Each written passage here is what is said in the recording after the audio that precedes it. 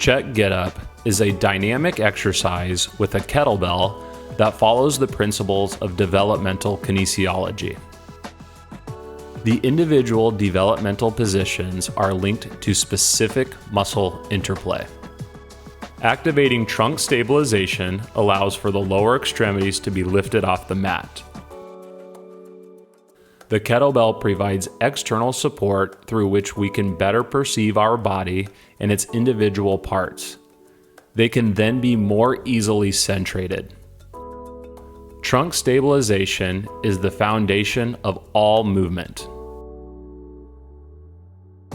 The movement is then performed smoothly, efficiently, and gently.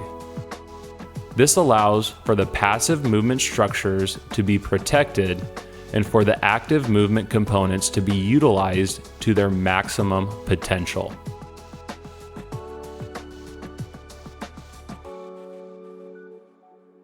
In correct breathing, when the abdominal wall expands during inspiration, the diaphragm descends, the organs in the abdominal cavity are pushed down, and the muscles of the pelvic floor are stimulated. The content of the abdominal cavity expands outward, which stimulates the surrounding muscles toward eccentric activity.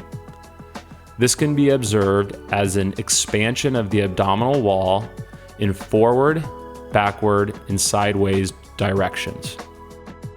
The extent of this expansion depends on the amount of loading that our body needs to overcome. This means that under resting conditions, the diaphragm flattens much less and the abdominal wall expands more significantly. When the load increases, the diaphragm descends lower and stays in this position, and the expansion of the abdominal wall becomes less pronounced. The starting position is laying down on the back with feet supported on the floor. The kettlebell is placed next to the body. By turning to the side, the kettlebell is grasped with both hands, and when rolling on the back, it is brought up above the shoulder.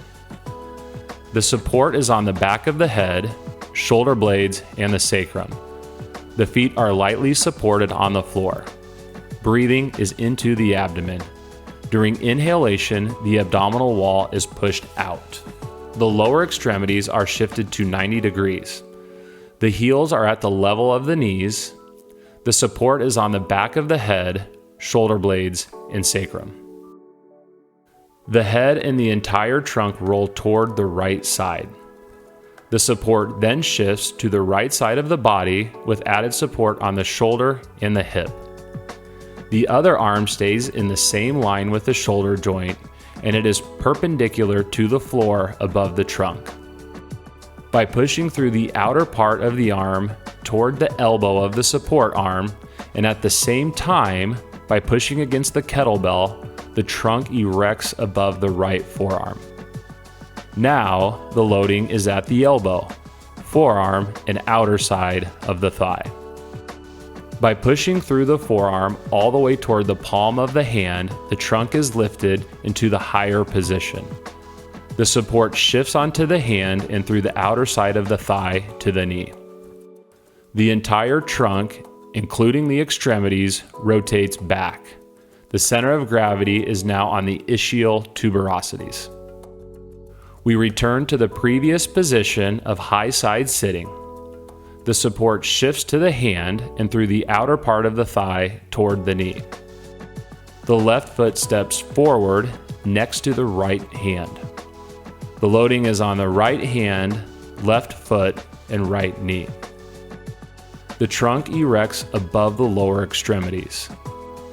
The support remains on the left foot and right knee. The right arm is along the body. The toes of the right foot push into the mat and the right knee is gradually lifted. The ankle, knee, and the hip of the front leg are in right angles. The support is formed by the toes of the right leg and the left foot. The back leg moves toward the front leg into a wide stance standing position. The knees stay slightly bent. Both feet are equally loaded. the toes and the knees are turned slightly outward. Mini squat with the feet in wide stance. The kettlebell is held in both hands in front of the chest. The support and the position of the feet and the knees are the same as in the previous example. All static positions can be connected into one exercise sequence. Therefore, the exercises can be performed dynamically. The goal is a smooth transition from one position to the next using good technique. It is important to alternate the right and the left sides, practice the upward phase from the floor to standing, as well as the return phase from standing to lying down. The flow or the fluidity is the key to the movement. Especially the perception of the movement is important and allows us to become aware of the position of the individual body parts, whether it is correct or not. Having this perception, we are then able to self-correct our movements and avoid performing the exercises with poor technique, which can lead to developing poor movement patterns, muscle imbalances, and injuries. In the same manner, we should be able to determine if we are overloading our body.